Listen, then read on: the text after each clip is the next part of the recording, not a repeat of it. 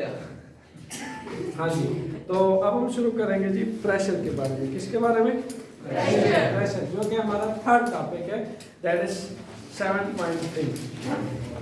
अच्छा, प्रेशर के बारे में भी हम डेली लाइफ के पहले कुछ एग्जांपल ले लेते हैं। जैसा कि फॉर एग्जांपल आप लोग दो चीज़ों से आपको अवेयरनेस होगी जो कि आपके पेपर में भी यूज़ होती है ज़्यादातर।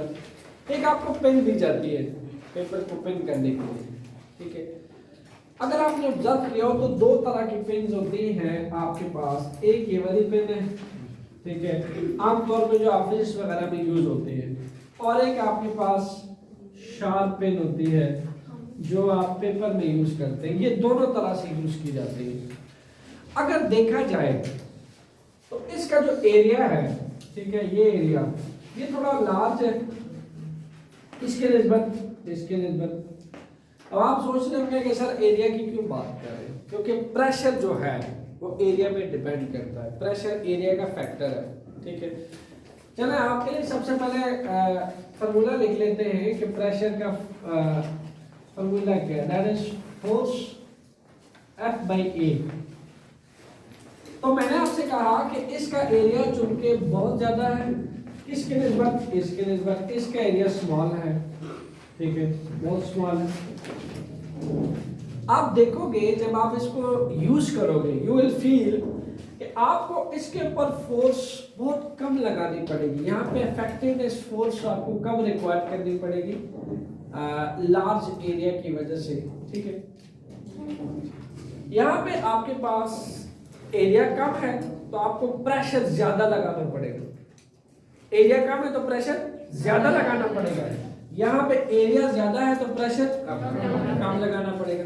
इसका मतलब यह है कि प्रेशर और एरिया में कैसा रिलेशन है? इनवर्स।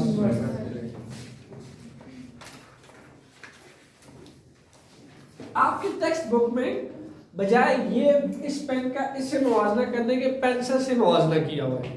कहता है कि अगर आप इसके साथ का पेंसिल ले लें, ठीक है, अब पेंसिल की भी आपको पता है जो एज होती है वो भी बहुत शार्प होती है। यहाँ से एरिया जो है वो बहुत स्मॉल होता है, ये वाला पेंसिल का। शायद मैंने थोड़ा बड़ा बना दिया, इससे भी छोटा होता है, ठीक है।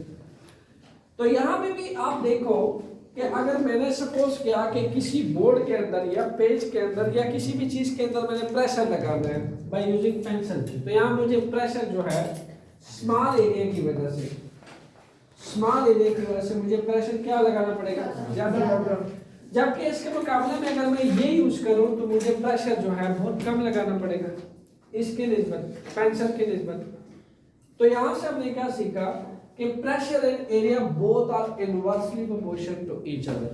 अगर एरिया किसी भी चीज का कम होगा तो हमें प्रेशर जो है वो कम लगाना पड़ता है। अगर एरिया जो है किसी भी चीज का लार्ज होता है तो हमें प्रेशर उस पर कम लगाना पड़ता है, ठीक है। एरिया ज्यादा होने की वजह से प्रेशर कम लगाना पड़ता है।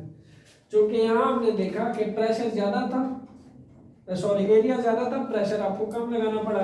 यहाँ एरिया कम है तो प्रेशर आपको ज्यादा लगाना पड़ेगा, यहाँ भी प्रेशर ज्यादा लगाना पड़ेगा। इसको फिर एक एग्जांपल से प्रूव करते हैं, जो कि आपकी रेफरेंस बुक के अंदर एक एग्जांपल मौजूद है।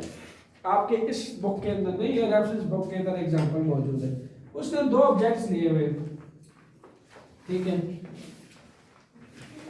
दो ऐसे ऑब्जेक्ट्स लिए हुए हैं कि आपके पास इसका एरिया जो है वो लिया गया है ऑलमोस्ट 4 मीटर स्क्वायर। इसका एरिया जो है that is taken is 4 metre square.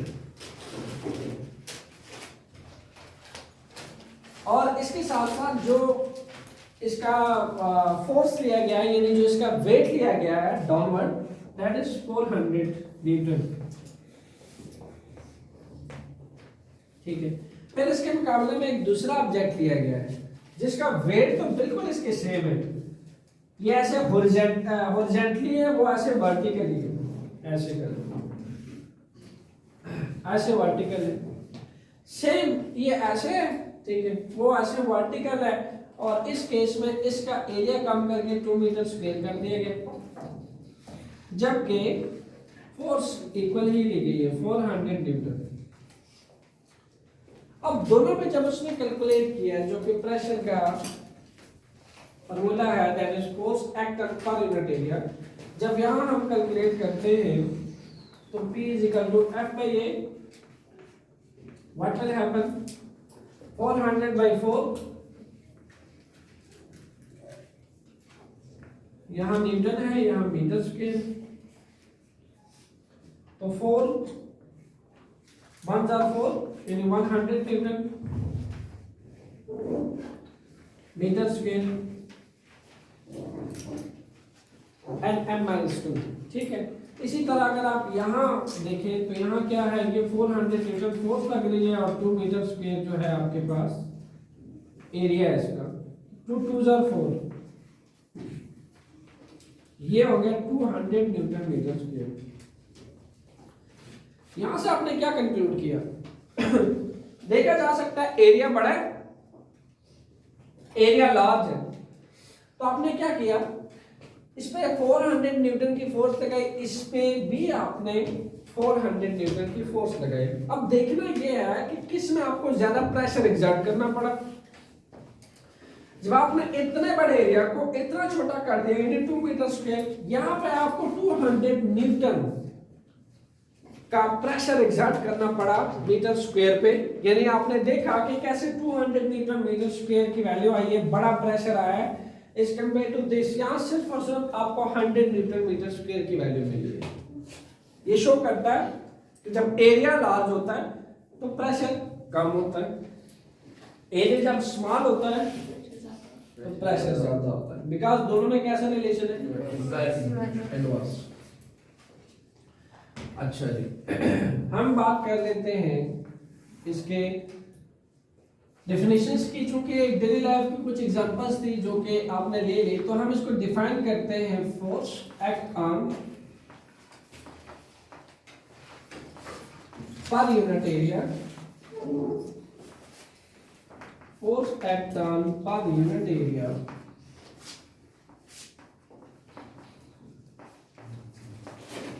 is known as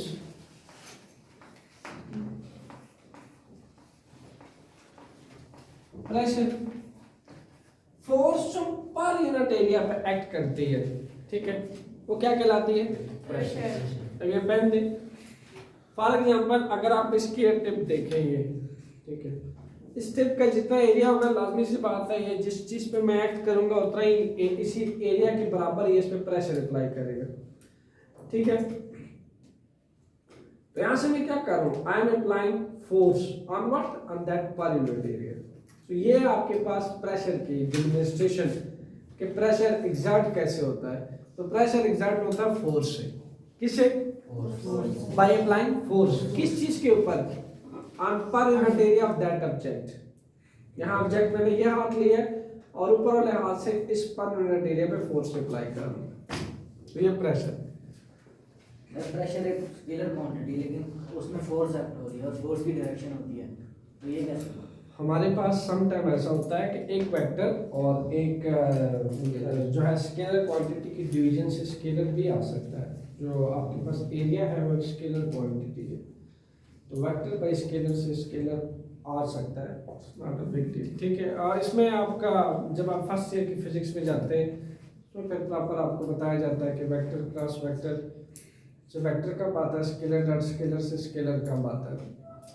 but अगर ये देखा गया है कि वेक्टर क्वांटिटी किसी स्केलर पे डिवाइड होती है तो ज़्यादातर उसे स्केलर आता है। ठीक है, हाँ, अगर आपके पास मल्टीप्लाई होती है वेक्टर क्वांटिटी किसी भी आपके स्केलर क्वांटिटी से तो उसे वेक्टर आ सकता है। अच्छा, तो यहाँ पे तुम्हारे पास बड़ा एरिया था, तुम्हारे पास स्मॉल प्रेशर आया, यहाँ पे आपके पास स्मॉल एरिया था तो लार्जर प्रेशर आया। तो इसको प्रॉपर्ली जब हमने डिफाइन किया तो force act on per unit area is known as pressure. अगर हम इसका ऐसे यूनिट देखना चाहें तो मैंने आपको कहा था ऐसे यूनिट कहाँ से निकलता है, फॉर्मूला के अंदर क्या है, एफ है। हम लिख लेते हैं मीटर, ए से क्या निकलेगा, एरिया मीटर स्क्वायर। तो प्रॉपर्ली लिखे तो ये लिखा जाएगा Nm-2।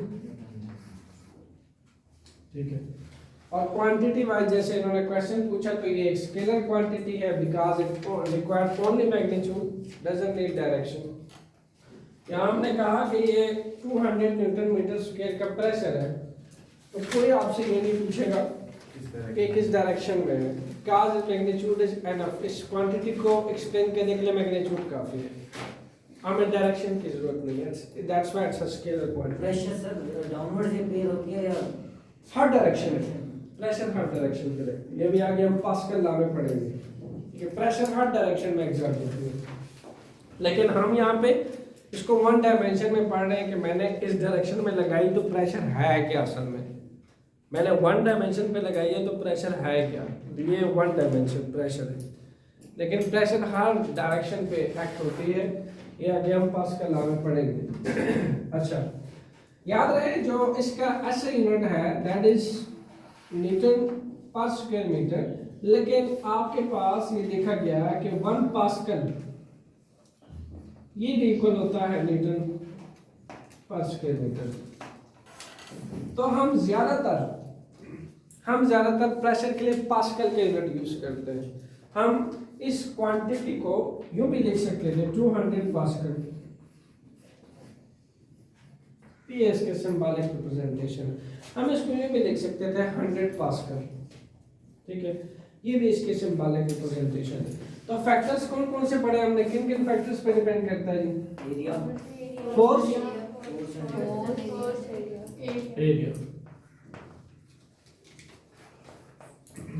जिसमें हमने क्या सीखा, प्रेशर जो है फोर्स के तो डायरेक्टली प्रोपोर्शन है, यानी फोर्स जितनी ज्यादा लगेगी उतना ज्यादा प्रेशर एग्जर्ट होगा। और एरिया के क्या है,